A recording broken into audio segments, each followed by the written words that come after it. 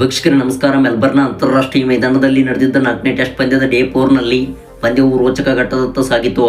ಹೌದು ವೀಕ್ಷಕರೇ, ಈ ಒಂದು ಪಂದ್ಯದಲ್ಲಿ ಭಾರತ ಹಾಗೂ ಆಸ್ಟ್ರೇಲಿಯಾ ತಂಡವು ಭಾರೀ ಪೈಪೋಟಿ ನಡೆಸುತ್ತಿವೆ.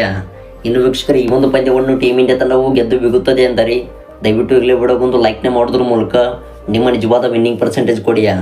ಹಾಗೆ ವೀಕ್ಷಕರೇ, ದಯವಿಟ್ಟು ಕಾಮೆಂಟ್ ಬಾಕ್ಸಲ್ಲಿ ಇಂದು ಡೇ 4ನಲ್ಲಿ ಟೀಮ್ ಇಂಡಿಯಾ ತಂಡದ ಪರವಾಗಿ ಯಾರು ಭರ್ಜರಿಯಾದ ಪ್ರದರ್ಶನ ಕೊಟ್ಟರು ಎಂಬುದನ್ನು ಕಾಮೆಂಟ್ ಬಾಕ್ಸಲ್ಲಿ ವ್ಯಕ್ತಪಡಿಸಿ. ಹಾಗೆ ಇದೇ ರೀತಿ ಸ್ಪೋರ್ಟ್ಸ್ ಮಾಹಿತಿಗಾಗಿ ದಯವಿಟ್ಟು ನಮ್ಮ ಚಾನಲ್ನ ಈಗಲೇ ಸಬ್ಸ್ಕ್ರೈಬ್ ಮಾಡಿಕೊಂಡು ಆಲ್ ನೋಟಿಫಿಕೇಶನ್ ಆನ್ ಮಾಡಿಕೊಳ್ಳಿ. ವೀಕ್ಷಕರೇ, ಬಾರ್ಡರ್ ಗವಾಸ್ಕರ್ ಟ್ರೋಫಿಯ 5 ಟೆಸ್ಟ್ ಪಂದ್ಯಗಳ ಸರಣಿಯ ಪೈಕಿ 4ನೇ ಟೆಸ್ಟ್ ಪಂದ್ಯವು MCG ಅಂತಾರಾಷ್ಟ್ರೀಯ ಮೈದಾನದಲ್ಲಿ ಪ್ರಾರಂಭವಾಗಿತ್ತು. ಇನ್ನು ವೀಕ್ಷಕರೇ, ಈ ಒಂದು ಪಂದ್ಯವು ಇಂದು ಡೇ 4ನಲ್ಲಿ ರೋಚಕ ಘಟ್ಟದತ್ತ ಸಾಗಿದೆ.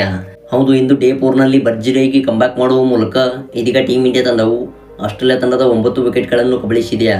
ಇನ್ನು ವೀಕ್ಷಕರೇ, ಈ ಒಂದು ಪಂದ್ಯದಲ್ಲಿ ಟೀಮ್ ಇಂಡಿಯಾ ತಂಡವು ಒಂದು ವೇಳೆ ಸೋತರೆ ಸೋಲಿಗೆ ಇವೇ ಕಾರಣಗಳು.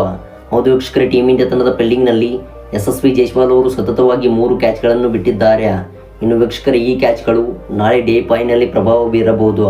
ವೀಕ್ಷಕರೇ, ಈ ಕ್ಯಾಚ್ಗಳ ಬಗ್ಗೆ ನಿಮ್ಮ ಅಭಿಪ್ರಾಯ ಹಾಗೂ ಅನಿಸಿಕೆಗಳನ್ನು ದಯವಿಟ್ಟು ಕಾಮೆಂಟ್ ಬಾಕ್ಸಲ್ಲಿ ವ್ಯಕ್ತಪಡಿಸಿ.